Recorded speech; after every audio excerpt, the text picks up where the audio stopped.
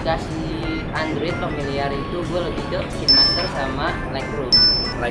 Gambar agak cool, kebiruan, hot, agak merah. Fungsi dari merah dan biru itu gimana? Tidak, maksud ini di piramid. Pincang satu pasti ke kiri, pincang sebelah kanan pasti ke kanan. Ada pepatah. Seni itu nggak harus lurus. Yang belok pun malah bisa lebih indah dari yang lurus. Iya. Welcome on board Akmaliansyah Official Channel. Welcome to channel Akmaliansyah Official. Kali ini kita masih di Arya Duta ya, di Hotel Arya Duta. Kebetulan gue bersama editor gue nih. Nah, gue mau tanya-tanya nih. Kebetulan kan gue sering diskusi nih sama dia nih, ya. Cerita tentang ngedit. Kadang gue suka debat gitu loh. Yang gue debatin tuh kadang-kadang apa ya? Ketika produksi video itu gue bilang viewer kita tuh yang nonton bukan editor gitu. Misalkan kayak color grading itu, wah debat deh. Udah langsung aja.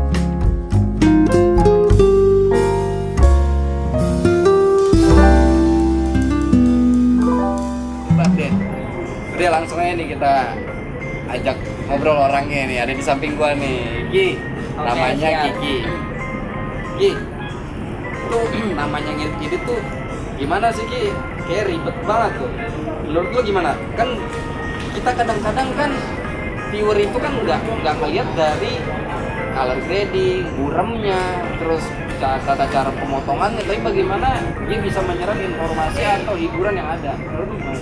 Gue mau ceritakan tentang editing atau menceritakan tentang filmnya apa untuk menceritakan tentang edukasinya nih. Nah, coba lu ceritakan edukasi, terus maksud dari edukasi kan lahir produk video.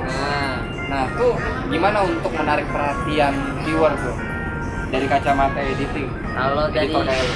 gua pribadi, setiap kita produksi film itu terutama konsep. Dari konsep itu kita praproduksi sampai pasca produksi, 3 tahapan: praproduksi, produksi, sampai pasca produksi.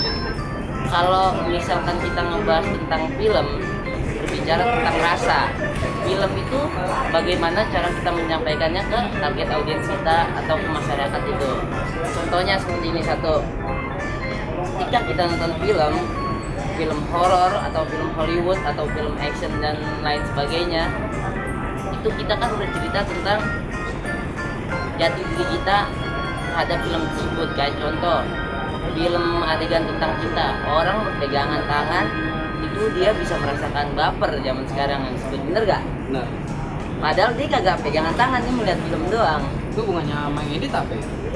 Kalau editing ini kan bercerita tentang asumsi nih filmnya, oke?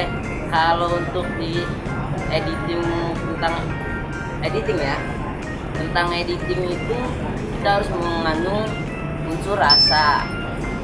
Gimana cara kita menceritakan dalam satu adegan kayak kita nih seperti ini berdua. Kita kan di sore-sore ini yang cerah, cukup ceria dengan muka buram walaupun kita habis kerja nih, syuting vlog ini jadi followers banyak bang. Oh iya sih. Kalau mah salah-salah aja lo subscribe gitu, ya kan? Walaupun udah di atas 1000 nih ya sekarang. 1000 bang, wah lo harus dapetin bang menjadi artis bang bisa. Lanjut tuh gimana tuh Ki? Kalau editing itu soal rasa, jadi kita itu harus bisa menempatkan dari segi warna, segi cerita, segi menyatukan gambar dan nggak jumping. Misalkan dari close up langsung ke full shoot itu kan jumping juga, di mata juga kelihatannya nggak enak, agak continuity. Harusnya kan kita full shoot, medium close up, atau nggak sebaliknya close up, medium full shoot, tertata kayak nggak sesuai. Kalau untuk warna, kalau misalkan kita lagi di sore hari tapi kita menggambarkan di malam hari kan kagak pantas aja, kagak etis. Dan satu juga logikanya kagak masuk akal. Kita sore-sore suasananya kita harus menceritakan suasana sore, gimana orang berpegangan tangan, kita harus bisa ceritakan suasananya. Nah, suasana yang lu maksud itu gimana sih? Contoh ini, Kayak apa filter atau apa yang lu rubah dari situ sampai menciptakan sampai keluar gitu viewer ngerasain baper gitu kan? ini itu Apa? ada salah satu art director sama artistik sama satu lagi penata, cahaya, satu lagi sama anak art, properti segala macam sebagainya. Blocking tempat itu sangat wajib di dalam dunia film. Kayak kita bergandengan tangan, kita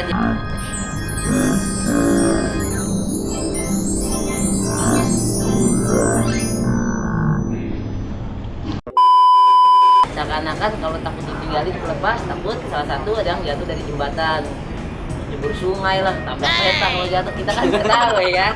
Tapi kalau kita pegangan tangan di atas lautan, kan belum tentu masuk akal. Iya. Kalau kita pegangan tangan di atas jembatan seperti lewat atau mau menyeberang di jalanan, romantis gak? Seakan-akan, apalagi menyeberang, menolongkan pasangan, wah, cewek manisnya nggak mau diakui sama cowoknya ketika lagi di muka umum, bener gak? Bener, tapi ada waktu itu pengalaman, mungkin teman gua kali ya. Gimana Itu tuh? dia nyeberangin ceweknya bukan begini, tapi gini. Itu jorokin, bunuh ceweknya bang, namanya bang, bunuh cewek. Kayak nenteng neneknya nyebrang, cet, gitu kan. Gitu. Makanya kalau nyebrang sama cewek itu bang, gua kasih tau, pegang kita tangan kiri. Nanti kalau ada kontainer lewat, kita lepas gitu. Bertega banget. Iya. Kan hiburan ini, candaan kita ya kan. Oh, iya. Ngobrolin apa aja gue masuk bang, apa aja nih. Nah, terus itu kan kalau di editing di Tapi nggak apa-apa kan lagu ngerokok ya. nggak apa-apa. Yang penting kan dia subscribe bang sama nonton kuat. Betul. Jangan ngeliat dari ngerokoknya. Gua hari ini lagi butuh jam tayang sih, semoga Iya. aja lu semua pada betah ya nontonnya. Ngapain lu sembari pakai baju tuh, baju pakai keluarga. Kalau nonton gue mah happy lu yakin. Ih, Apa itu itu? kalau di Adobe Premiere atau di aplikasi di aplikasi Android, KineMaster, CapCut, sama Adobe. Lu familiar nggak sama aplikasi di Android? Aplikasi Android familiar itu gue lebih ke KineMaster sama Lightroom. Lightroom. Heeh. Lightroom bukannya buat gambar doang? Kalau Lightroom itu lebih ke foto. Iya, buat Iya. foto. Kalau buat video kan KineMaster. Nah, Iya. di dalam fitur KineMaster ini kan ada namanya kayak filter. Gua anggap sama lah sama CapCut, itu beda-beda tipis ya. Anggap aja sama ya. Nah, jadi ada namanya filter. Nah, kalau di Adobe kan color grading itu sebenarnya fungsi dari fitur itu apa sih? Gitu. Tergantung kebutuhan kita bang semuanya. Kita mau bikin gambar sinematik, kita juga sebelum kita syuting kita harus bisa menyeting kameranya dulu. Contohnya frame rate, ya kan? Rumus frame rate kita harus tahu, itu 2 kali kelipatan. Frame rate itu frame per second. Oh, Frame per second itu fps. Kalau misalkan kita untuk slow motion itu semakin tinggi fps kita, semakin bagus pergerakannya. Tapi kalau untuk umum itu biasa kita pakai 25, bahkan film Hollywood itu di 24. Kecuali YouTube biasanya YouTube, TV, jam tayang itu dipakai 30 fps ya. Makanya kita terlihat nonton TV nggak bakalan bosan karena pergerakannya sama mata kita. tapi gua kalau lagi render atau nge-explore itu kalau di Adobe pakai 25. Nggak masalah kan, yang tadi gue bilang kita setiap membuat film atau membuat video itu tergantung apa yang kita inginkan, tergantung apa yang konsep kita. Kayak sinematik film itu kan pasti beda secondnya. Enggak, tapi semua video gua semuanya 25. Mau apa aja udah pokoknya 25 aja. Itu gimana? Bisa, kalau 25 bisa, tapi kalau untuk slow motion di 25 itu bakal jadi patah-patah. Oh, pantes. Gitu. Misalkan videonya dari halus sampai terus A few moments later. setengah-setengah kayak gitu Bang. Kita biarin santai kalau ngobrol sore. Iya. Oh, jadi gitu. Dia yang masih perdebatan gua nih. Misalkan ada gambar agak cool, kebiruan, hot, agak merah. Fungsi dari merah dan biru itu gimana? Kalau itu menciptakan karakter yang biasanya. Kalau biru itu lebih biasanya hierarkinya lebih ke tungsten. Kalau kemerahan itu Cloudy kan matahari. Cloudy bulan. Kalau daylight matahari. Jadi kita harus bisa menyesuaikan. Misalkan kita lagi syuting atau ngambil gambar atau ngambil foto di outdoor, itu minimal kita pada umumnya kita harus pakai daylight white balance-nya. Kalau misalkan Cloudy kita untuk dibawa awan di jalan gitu. Kalau misalkan tungsten itu biasanya di sore-sore hari udah agak mau gelap-gelapan di bawah lampu itu bisa tungsten bisa kita. Tapi tergantung tergantung konsep kita, Pak. Oh, artinya fitur itu nggak menjadi pakem ya, tapi Nggak bagaimana menjadi pakem. konsep kita diikutin oleh fitur itu. Oke, Bukan kita jadi ngikutin fitur ya. semua foto, video itu yang jadi pakem minimal harus segitiga exposure itu. ISO, shutter speed, sama aperture. Kita harus bisa mengkombinasikan salah satu itu tuh. Selagi kita bisa bikin itu, 3 perputaran itu semakin bagus. Semakin kita paham, semakin bagus. Gue sebenarnya buta banget. Itu saya nggak boleh pincang, misalkan segitiga exposure begini di piramid, pincang satu pasti ke kiri, pincang sebelah kanan pasti ke kanan, minimal dia harus seimbang gitu. Makanya orang ada yang jarang paham. Ada contoh kayak gini nih bang, lu gue tanya, ini pertanyaan simpel nih, perbedaan videografi sama sinematografi apa? Sinematografi sama videografi. Nggak tahu Bang. Ini orang yang jarang paham bang. Kalau menurut gua, selama gua bergelut di dunia film gitu, alhamdulillah masih ketemu orang-orang pakar-pakar di film gitu. Kalau sinematografi itu dia udah bekerja profesional. Salah satunya dia udah menjadi produksi film seperti film-film Hollywood, film-film yang ada di bioskop itu sinematografi. Kalau videografi itu acara-acara event, wedding, kita berkarya, Yang kalau sinetron apa? Sinetron masuknya sinematografi karena dia pekerja profesional, dirasakan oleh umum di asumsinya. Oh berarti itu arti dari profesi ya? Profesi karena bidang, karena dia yang pekerja disebutkan profesional di eranya.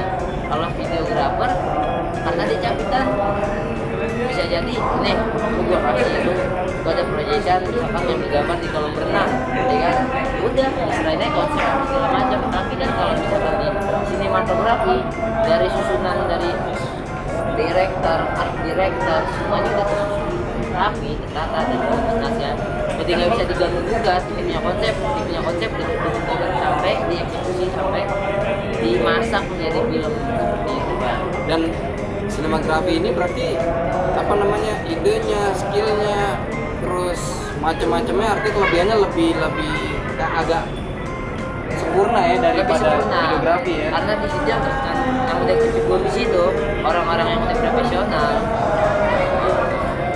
Ya, videografi kan belum profesional. Videografi bisa disebut profesional tapi kan itu kan pekerja pasti. Bisa jadi dia hobi, bisa jadi dia pengen lomba gitu. Terus apa lagi ya? Apa tuh? Gue bingung. Kadang gue kalau nonton Lu video, pegangan dulu bang, kalau bingung pegangan. bukan Pegangan dulu. gue kadang bingung ya. Gue ketemu Kiki ya kan, kenal Kiki nih. Gue pamerin video gue kan, ya gue juga YouTuber nih men. Ternyata banyak dikritik gitu, anjir kayak nggak layak video gue semuanya. Terus gue bilang kan, gue kalau nonton TV One kadang keresak-keresak juga, gue bilang. Artinya viewer itu kan tidak memandang dari segi filternya, ya kan, color gradingnya, editing cutnya, atau slide-nya dari kanan tiba-tiba muncul di kiri gitu. Nah, yang dibutuhkan adalah informasi, gue bilang. Tapi gue kadang kalau lagi nonton para editor yang YouTuber itu bingung gue mau nyajin apa ya, ada cuma belajar, ya udah jadi lebih baik gitu. Dan lagi-lagi gue mindset gue berpikir adalah viewer butuh pengetahuan atau informasi yang didapatin gitu kalau menurut gue. Itu benar. Tapi kan karena lu asumsi bang, penikmat. Kalau gue sebagai orang produksi, Yes. peneliti, pemegang penerapan apa yang lu rasakan. Jadi ketika sebagus-bagusnya film pasti dikritik sama orang yang paham. Lu belajar selama dari kelas 1 SD sampai kelas 6 SD ada ilmu yang lu paham. Ketika lu ketemu orang baru, ketika lu diajarin dalam hati lu pasti berbicara, ini dia pernah belajar, oh ini gue lebih tahu duluan. Tapi gue untuk menghargai dia, gue cukup iyain aja. Oh kayak ilmu psikologi kali ya. Iya Ilmu bang. psikologi gue ngeliat orang, oh ini orang ini begini. Tapi menurut gue biasa aja sih gue begini gitu. Iya, itu bang. Kan ada pepatah, seni itu nggak harus lurus, yang belok pun malah bisa lebih indah dari yang lurus. Iya iya. Bener nggak? Ah, Cakep juga tuh kata-katanya tuh. gitu. Gue punya quotes bang. Gue punya pertanyaan sama lo, nih ya. Lu quotes atau pertanyaan nih? Gue bingung nih. Gue punya pertanyaan sama lo. Lu lewat jalan raya menuju rumah lu, itu lewatnya lebih aman, lebih nyaman, tapi tidak dapat keindahan daripada lu ketimbang lewat tempat lain, lewat sungai, jalan kaki, justru ada jurang kiri kanan, ada binatang buas gigit lu, kalau lu jatuh lu nggak ada, lu lebih lewat mana ya? Aman lah. Pasti lewat tempat aman dong. Iya. Tapi kalau prinsip gue nggak begitu. Selagi ada jalan yang lain bisa gue coba.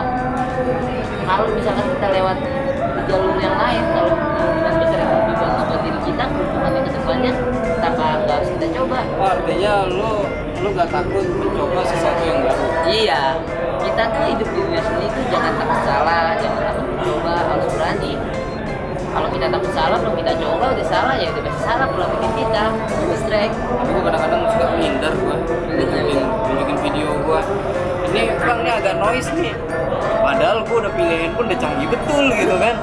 Anjir masih noise gue bilang. Ya apalagi mindset gue noise itu suara ya. Kok tiba-tiba gambar juga noise gitu. Di situ gue baru dapat ilmunya juga. Sampai pakai aplikasi apa waktu itu yang kita debatin tuh? Ada foundation. Bukan. Apa tuh? Apa tuh aplikasi yang baru tuh yang baru diinstal tuh di komputer tuh? Apa? DaVinci. Biji. Pas di main kayak gitu, bang ini noise ini enggak. Anjir, sampai keriputnya diliatin gitu. Oh itu noise gue bilang. Pada intinya gini bang, kita kerjakan apa yang kita bisa, jangan orang yang bisa.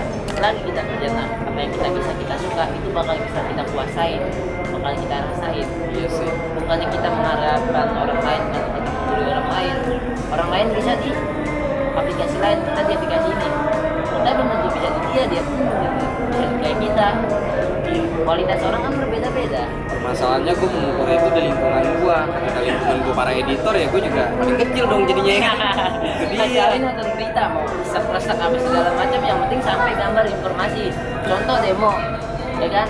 Kita jadi reporter, belakang kita tipuk-tipukan, bacok-bacokan, kita asal-asal gambar mau sekang sono, sekang sini, warna noise, gambar suara gesek-gesek, nggak masalah. Orang tetap nafsu kayaknya, karena kejadian nyata, real. Oh iya. Berarti fungsi dari editing yang benar-benar bagus itu mungkin tergantung temanya juga ya. Satu tema, konsep, rasa. Iya. Tapi kalau informasi untuk video-video gua merasa gua tuh ngasih editing yang paling bagus, soalnya kan gua banyak ngasih informasi aja gitu. Sekarang kalau menurut gua, lu kan bercerita tentang psikolog, kehidupan orang, pengetahuan orang, diri sendiri, karakter orang. Gua pun juga belajar psikolog, gitu. Kalau menurut gua itu, lu mau bagus konten tentang pembawaannya, atau warnanya, atau isi kontennya, atau segala macam yang lainnya dah yang harus aku sebutin, tapi mungkin klien bisa sebutin.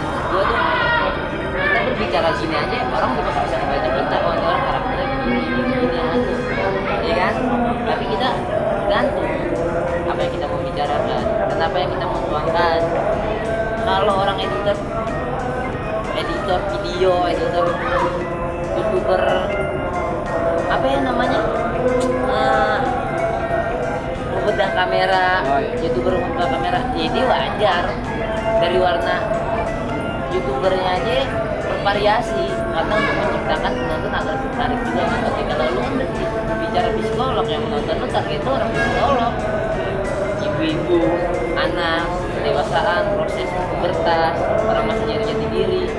Ibu-ibu kan mau nonton video editor, kalau jadi editor, kalau kagak ada niatan mau nonton. Iya. Gue takut dikritik sama orang yang gak gue kenal gitu. Tapi ada yang kritik gue gitu, gue pusing gitu langsung apa kalau kata anak-anak sekarang tuh insecure gitu. Itu masih cukup kan insecure aja. Gila, video gue udah puluhan dapat kritik di akhir, gue bilang anjir pusing ya. Aduh. Ki, Apa itu? jadi ada nggak buat para pesan dari lu nih buat YouTuber pemula, selain informasi, mungkin informasi mereka kuasain, ada nggak bentuk aplikasi atau tips untuk YouTuber pemula? Bisa. Gua bisa ngasih saran kepada YouTuber pemula, walaupun gua bukan YouTuber ya, tapi kurang lebihnya sedikit lah bisa gua kuasain. Alhamdulillah berkat belajar dengan teman-teman YouTuber yang lainnya, dengan gue sebagai anak produksinya juga. Jadi itu setiap lu menjadi YouTuber, lu harus berani, harus punya tekad yang kuat, harus banyak-banyak bergaul, harus punya relasi tinggi, jangan pernah takut untuk belajar. Intinya itu kan. Lagi kita berani mencoba, pasti ada jalan. Kalau kita belum apa-apa, kita udah takut, jadi pasti takut juga diri kita. Segala sesuatu diciptakan dengan yang keberanian. Thank you nih Ki. Oke, gua Akmaliansa Official. Sore ini gua dikritik sama editor Kiki. Sore ini di area Duta Hotel. Langsung aja Oh, langsung. kita syuting di hotel, mahal tempatnya bang. Kemahalan tempatnya. Mahal. Ini nyewa hampir 200 juta, 2000000. Pokoknya sore ini kita di area Duta Hotel, Akmaliansa Official, dengan kritikan-kritikan pedas dari Kiki, pamit undur diri. Salam. Kita subscribe channel Akmaliansa Official. Hidupkan tanda lonceng untuk terus mendapatkan update. Support kami dengan memberikan like dan komen ya. Kami akan terus menghadirkan konten seputar psikologi, hobi, dan edukasi untuk Anda setiap pekannya. Terima kasih.